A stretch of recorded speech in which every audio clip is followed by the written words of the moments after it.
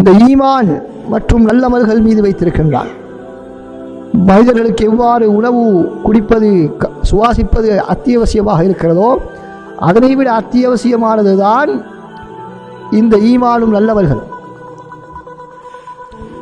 ஏனென்றால் உணவு குடிபானம் என்பவைகள் மனித உடம்புக்கு தேவையானவைகள். ஆனால் மனிதனுடைய இதயத்துக்கு தேவையானவைதான் இந்த ஈமானும் நல்லவர்களுமாக இருக்கின்றன. நல்லமல்கள் எதுவும் செய்யாமல் ஈமான் கொண்டிருப்பதாக வாதிடுவது வெறுமனே ஆதாரம் இல்லாத வெறுமனே ஒரு வாதம்தான். பற்கள் இல்லாத வெறும் ஒரு திறவுகோல் போன்றது. அமல்கள் இல்லாத ஈமான் என்பது பற்கள் இல்லாத ஒரு திறவுகோல் போன்றது. ரசூல் ஸல்லல்லாஹு அலைஹி அல்லாஹ் தஆலா குர்ஆனில் சொல்கிறான், இலைஹி யஸ்அதுல் கலிமுத் தய்யிபு வல் அமலு ஸாலிஹு யர்ஃபஉஹு. அல்லாஹ்விடத்திலே நல்ல வார்த்தைகள் மேலே செல்கின்றன, அவற்றை உயர்த்தி செல்வது இந்த நல்லமல்கள் தான் என்று அல் குர்ஆன் குறிப்பிடுகிறது.